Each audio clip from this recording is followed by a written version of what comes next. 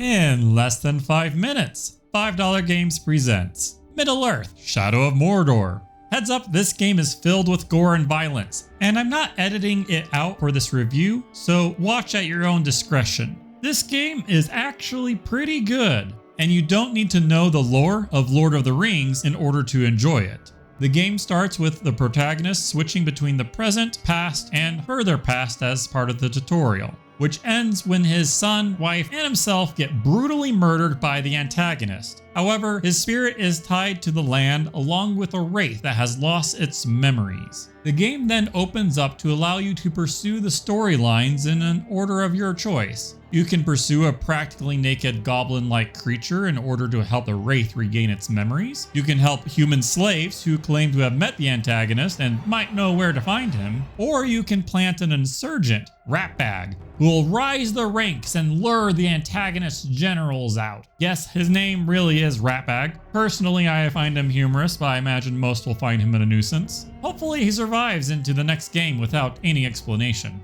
Without the need to read up on anything, each story feels complete on its own merits, although you certainly can if you want to. Unfortunately, the number of side quests outnumber those that progress the plot, leading to a sense of stagnation if each of them are pursued. The game itself is a generous stealth game. How generous?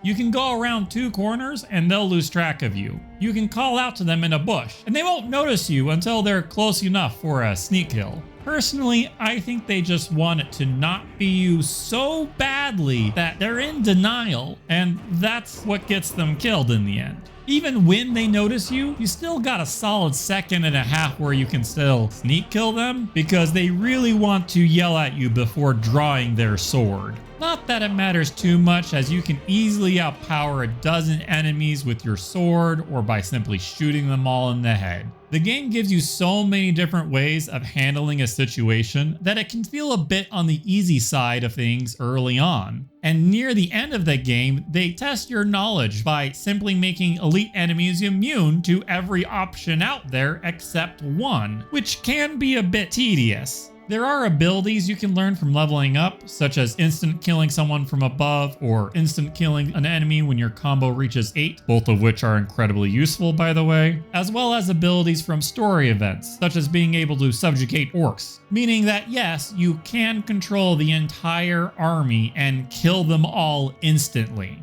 But more ideally, you'd pit them against each other to level them up, and then you'd be able to get better gear from them. Though it does end up being another rabbit hole that makes you forget about the main plot, so I recommend focusing on the main plot before everything else if you pick up the game. Subscribe, I do 5 games each week. Like and comment if you want. Consider picking this game up instead of a ring.